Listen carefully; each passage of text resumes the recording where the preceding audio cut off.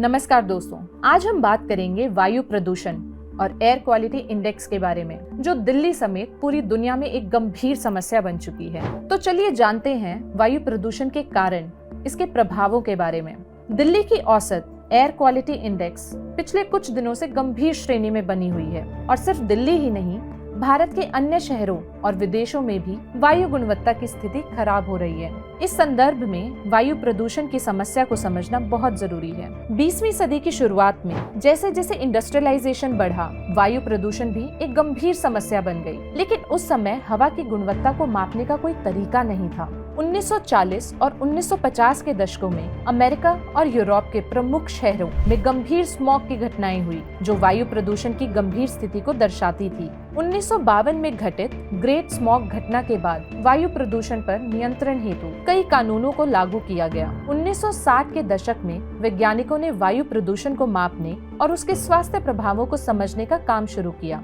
1970 में अमेरिका ने clean air act लागू किया, जो वायु गुणवत्ता में सुधार का एक महत्वपूर्ण कदम था। 1976 में अमेरिकी एनवायरमेंटल प्रोटेक्शन एजेंसी ने एयर क्वालिटी इंडेक्स यानी AQI की शुरुआत की, जिसका उद्देश्य वायु गुणवत्ता को एक सरल और समझने योग्य तरीके से प्रस्तुत करना था। एयर क्वालिटी इंडेक्स को 2014 में केंद्र सरकार ने स्वच्छ भारत अभियान के तहत शुरू किया था। इसका मकसद लोगों को प्रदूषण के बारे में जानकारी देना था।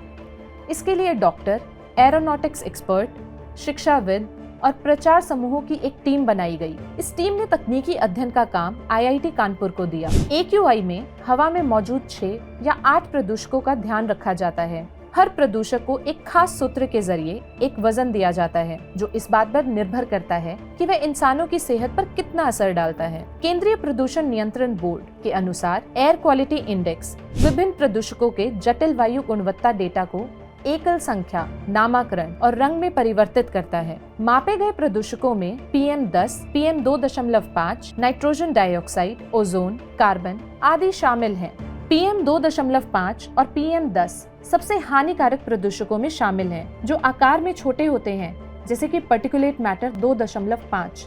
यह एटमॉस्फेरिक पार्टिकुलेट मैटर है, जिसका आकार 2.5 माइक्रोमीटर से भी छोटा होता है। यह मनुष्य के बाल के आकार का लगभग 3% होता है। यह सांस लेने की समस्याओं का कारण बनता है और दृश्यता को कम करता है। ये कण इतने छोटे होते हैं कि केवल इलेक्ट्रॉन माइक्रोस्कोप की मदद से ही देखे जा सकते हैं। अपने छोटे आकार के कारण PM2.5 के कण आसानी से नाक और गले से होकर ब्लड सर्कुलेशन सिस्टम में प्रवेश कर सकते हैं। ये कण दीर्घकालिक बीमारियों का कारण भी बन सकते हैं, जैसे कि अस्थमा, हार्ट अटैक, ब्रोंकाइटिस और अन्य सांस संबंधित समस्याएं।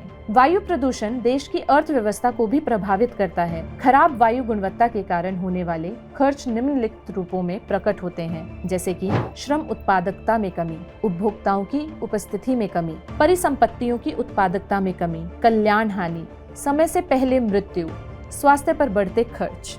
वायु प्रदूषण मानव स्वास्थ्य के लिए सबसे बड़े पर्यावरणीय खतरों में से एक है और यह हर साल दुनिया भर में लगभग 9 में से 1 मौत और 7 मिलियन से अधिक प्रीमेच्योर मौतों का कारण बनता है। जैसा कि WHO रिपोर्ट में कहा गया है, वायु प्रदूषकों के संपर्क में आने से विभिन्न स्वास्थ्य समस्याएं हो सकती हैं, जिनमें फेफड़ों की बीमारी, अस्थमा, स्ट्रोक और कैंसर शामिल है। गंभीर वायु प्रदूषण बच्चों के लिए विशेष रूप से खतरनाक होता है, खासकर 1 से 5 वर्ष की आयु के बच्चों के लिए, जिस चरण में उनके फेफड़े और इम्यून सिस्टम अभी विकसित हो रहे होते हैं। हवा में घुलने वाले प्रदूषकों जैसे particulate matter, nitrogen oxide, sulphur dioxide और वॉलेटाइल ऑर्गेनिक कंपाउंड्स के हानिकारक प्रभावों के प्रति विशेष रूप से संवेदनशील होते हैं। इसके अलावा यह बच्चों के कॉग्निटिव डेवलपमेंट को प्रभावित कर सकता है।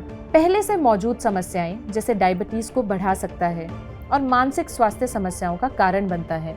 अब हम AQI के अलग अलग स्तरों को समझते हैं और यह आपके स्वास्थ्य पर कैसे प्रभाव डाल सकते हैं।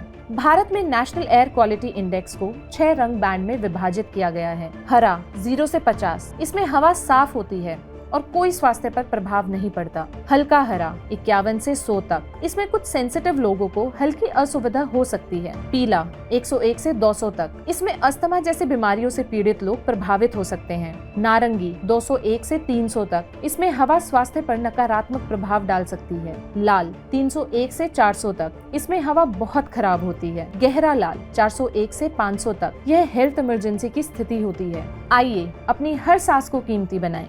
सिर्फ AQI नहीं, बल्कि हमारी जिंदगी की गुणवत्ता भी इससे जुड़ी है। हमें सिर्फ यह याद रखना होगा कि हम किस दिशा में कदम बढ़ाते हैं। धन्यवाद।